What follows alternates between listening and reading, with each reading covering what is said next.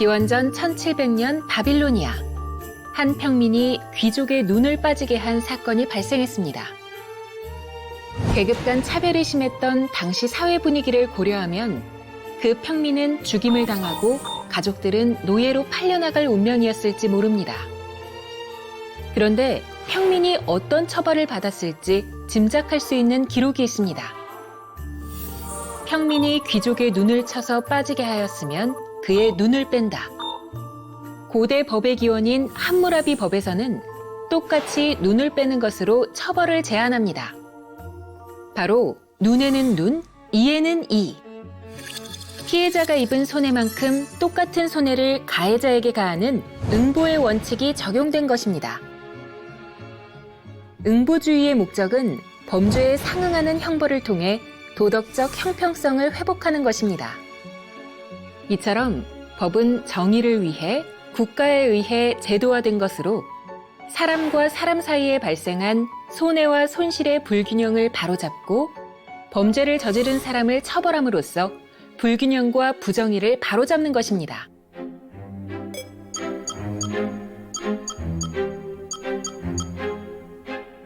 응보의 법을 윤리 형이상학에서 이야기한 독일의 철학자 임마누엘 칸트. 보복법만이 형벌의 질과 양을 명확하게 제시할 수 있다. 왜냐하면 그 외의 모든 것은 변덕스러우며 순수하고 엄격한 정의의 요청에 부합되지 않기 때문이다. 칸트에게의 형벌은 범죄 행위에 상응하는 보복을 가하는 것입니다. 어느 한쪽으로 기울어지지 않도록 위법 행위의 경중에 비례하여 부과되어야 합니다. 바로 비례성의 원칙입니다.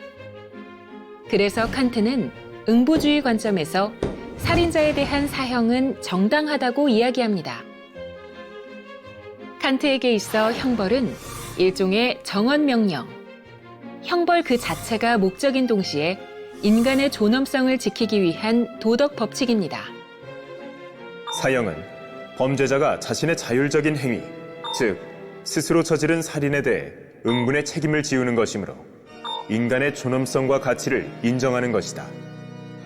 살인범은 자유의지에 따라 살인을 하였기 때문에, 즉 자신도 죽어야 한다는 걸 감수하고 한 행위이기에 이에 상응하는 처벌을 받았을 때 자신의 의무를 다할 수 있다는 것입니다. 이것이 범죄자의 자유의지를 범죄자 자신에게 실현시켜 주는 것이 됩니다.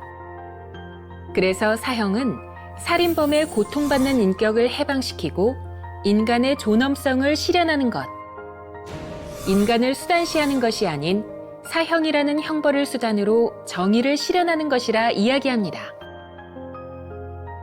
칸트에게 응보주의의 본질은 범죄 억제의 효율성이나 예방의 문제가 아닌 바로 정의의 문제입니다. 어떤 섬나라가 있다. 만약 그 섬이 곧 가라앉게 된다면 그 섬을 떠나기 전에 국가가 해야 할 일은 감옥에 있는 살인자를 처형하는 것이다. 하지만 인권과 생명권이 중요한 현대사회에서 칸트의 주장은 범죄 예방이나 범죄자 교화에 효과가 없다는 비판을 받기도 합니다.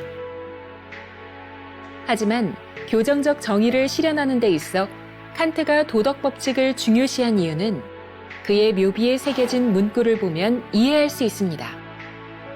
자신의 저서 실천 이성 비판의 마지막 구절. 생각하면 할수록 나를 놀라움과 경건함으로 채우는 두 가지가 있다. 하나는 밤하늘에 반짝이는 별이요.